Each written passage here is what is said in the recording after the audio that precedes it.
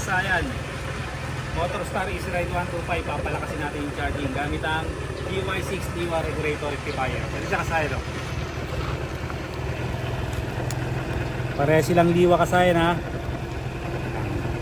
Pareha silang liwa, pero ang gagamitin natin para sigurado DY6.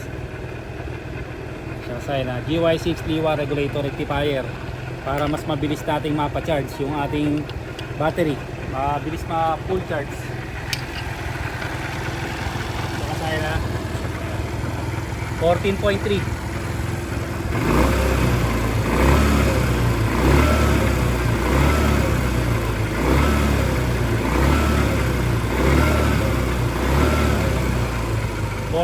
Kasi sagad na. Ayan siya, 14.3.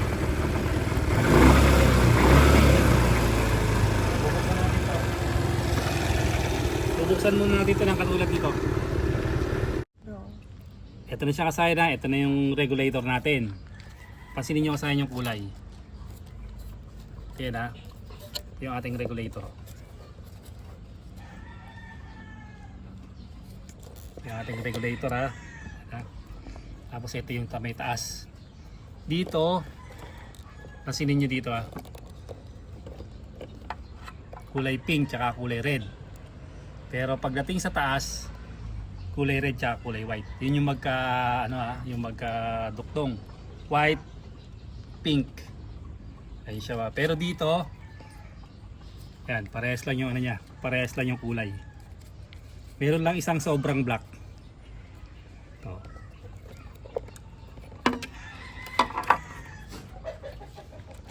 Kaya dito wala nang kahirap-hirap dito. Kasi color coding lang yung gagawin natin.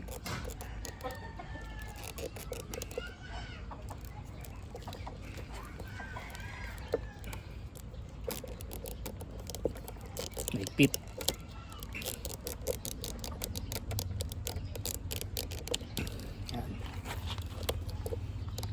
Mahigpit ang lock. Sukin lang natin tong ano.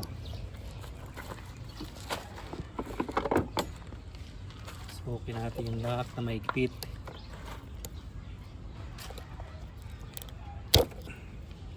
Pinakakamay. Kapit na kapit.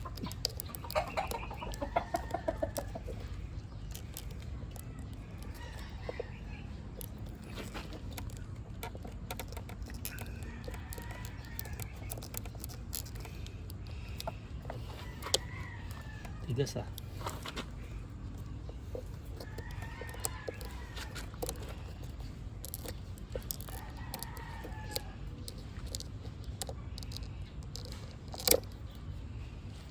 Kaya na. Ito. Bali, ito yung tatanggalin natin.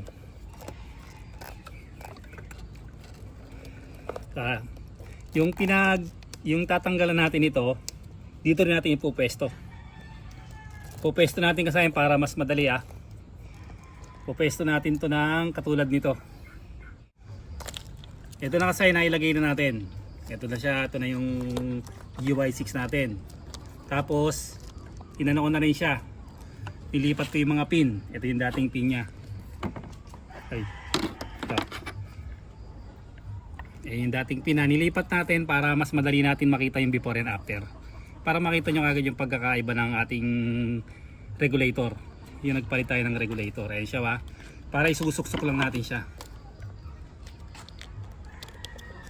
Ayan. Pag suksok, tapos try natin. Sasayan at sindi natin yung reading. 14.3 lang siya kanina, ba? Kanina 14.3, ngayon ilan siya? 17. 17? Okay, balik ka rito. Ibig sabihin, overcharge tayo dyan. Kailangan yung block natin, ilalagay rin natin sa kulay black. Dito sa may flasher relay, sa may wire ng flasher relay, meron ditong solid block.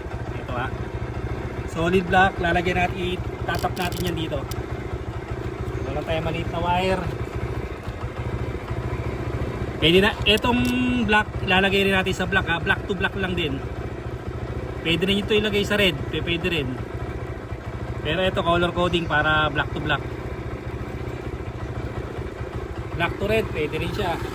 Tapos ito na yung reading natin ngayon. Ayan na siya kasaya na.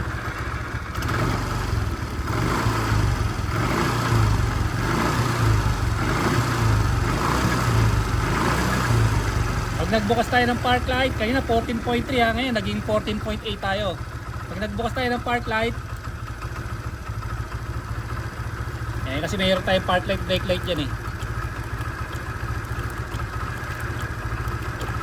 Ang reading natin 14.4, off natin 14.7, 14.8. Ito na yun yung kinabit natin ngayon, ibabalik natin yung dati para makita nyo kagad yung pagkakaiba. Alisin natin, balik natin yung stock. Ayan na, naka-disconnect yung GY6 natin. Ito na tayo ngayon. Ayan yung reading natin 14.3. Bukas tayo park light 13.9.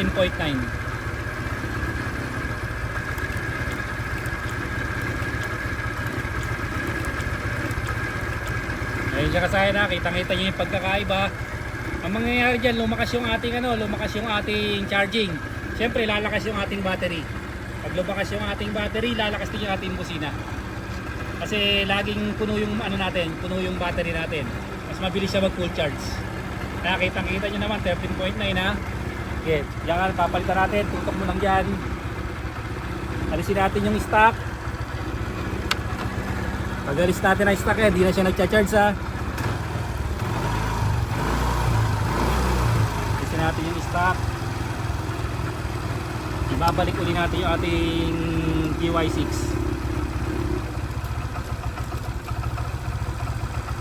Balik natin yung GY6 natin. Kaya na siya kasaya na, nakabukas yung natin 14.8 yung reading natin. Pag nakabukas yung park light, kanina 13.9, ngayon nagpo 14.5 pa siya. Kitang kita nyo kagad kasaya yung pagkakaiba ng ating 14.9 na siya ngayon. Yung kagandahan ng ating GY6 Diwa Regulator Rectifier. Kanina 14.3, nakapatay pa yung park light. Ngayon buhay yung park light, 14.5. Ito, wag nyo lang kakalimutan tong black ha. Huwag nyo kakalimutan tong black na to. Yung black ilalagay nyo rin sa black, o yung black pwede yung ilagay sa red. Pwede rin ha, pero kayo na bahalang mamili doon. Ito, black to black, para color coding lang tayo. Ngayon meron pa tayong isang gagawin para mas lalo siya mag-fit. Ito ha, ganito naman yung isa pa natin gagawin. Ito, aalisin natin tong socket na to. Pag alis natin ng socket, yun ang ipapalit natin dito. Ito ha, ito yung ilalagay natin sa ganito. Pagpapalitin lang, ipapalit lang natin to para yung socket nya magkaterno pa rin. Okay, kakabit muna namin to. Ito siya kasaya na, ilipat na natin oh. Ganito lang yung ginagawa natin ha. Simple lang naman siya pagka may pantuso kayo. Sukin nyo lang siya, anuin nyo lang yung lock, tapos hugutin nyo na siya. Pagka hugot nyo, balik nyo uli yung lock na maliit, yung natupi. Yung tinutupi nyo, kailangan iangat nyo uli siya ng konti para mas lumak siya ng gusto.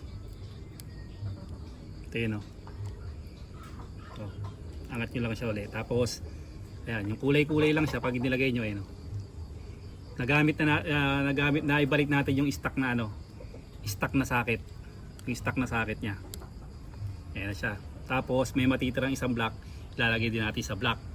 Ang isa nyo pang option para hindi na kayo magduktong dito, hindi nyo na ilalagay sa block, ito isasama nyo na lang sa red. Putulin nyo na to, tapos itap nyo to rito sa red. Pwede rin yun pwede rin sa black, depende kung ano yung gusto nyong gawin doon. Yan, isasalpak na natin dito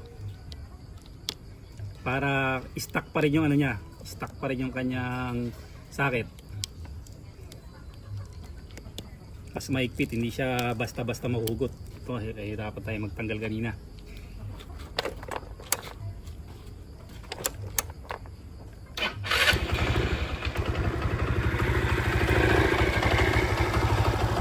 Huwag nyo nang kakalimutan yung black para hindi tayo mag-overcharge ha. Kasi pagka natanggal yung black, nakakalas natin yung black dito. Pag hindi nyo nailagay yung black, ayan siya ba? Okay, yung reading natin, pag nakakalas, overcharge tayo, 17.7. Ngayon, ito naman yung isa, yung sinasabi natin sa inyo. Kung halimbawa, ilalagay nyo naman sa red. Sasama nyo sa red lang siya, ha? Ayan, sa red siya nakalagay, ha? Okay, reading. Ayan siya kasayan. Nakalagay sa red siya, ha?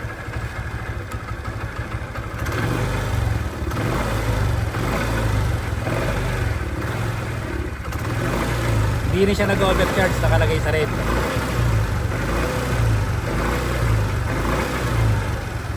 Lagay natin sa black. Alisin natin, lagay natin sa black. Yan.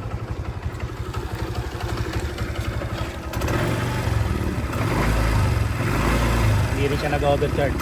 Importante, masuplayan siya ng positive.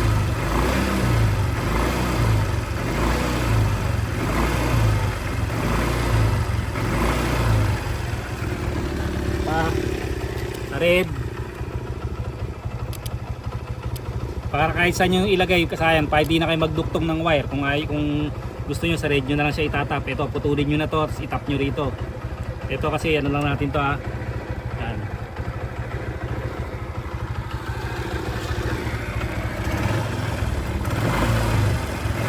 $14.6 sa red. Sa black, pag sa black nakalagay,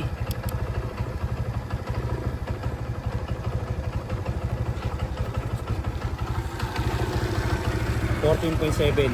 Charge pa rin naman yan kasi tataas pa yan. Kasi kanina 14.8 na yun, tsaka 14.9 na siya kanina. Aangat pa yung ano natin yan.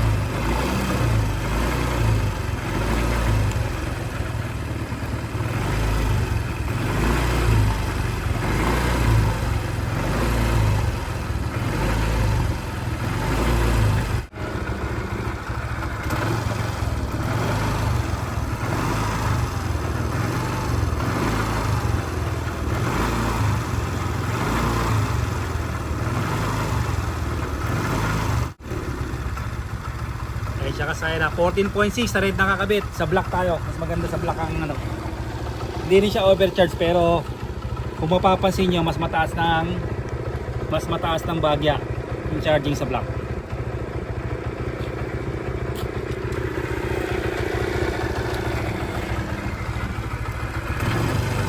Tsaka 14.8. Pero sa ibang motor kasi parehas lang eh. Sa black tsaka sa red parehas lang yung reading eh. Ito magkaiba. 14.8, kaya kinukuha natin yung ano, ha. Tinotono natin nasa black. Babalik natin sa red. Ilan? 14.7. 14.7 lalagay natin sa black. Ilan? 14.8. Balik natin sa red.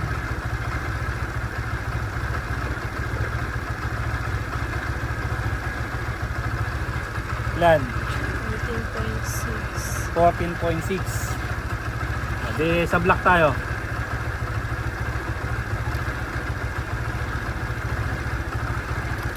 Yan, black to black na lang tayo.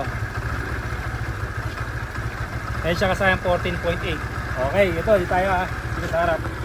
Ganun lang kasayan yung pagpapalakas ng charging ng ating Easy Ride 125 para sa mas magandang charging, tas mas mabilis yung mapagana yung starter kasi laging full yung ating battery. 14.8 kasayan, ha. Ayan, 14.7, 14.8. Pag nakabukas yung park light natin, 14.4. Kanina walang park light, 13.9 yung stock natin. Hanggang dito na lang mga kasayan. Salamat sa panonood.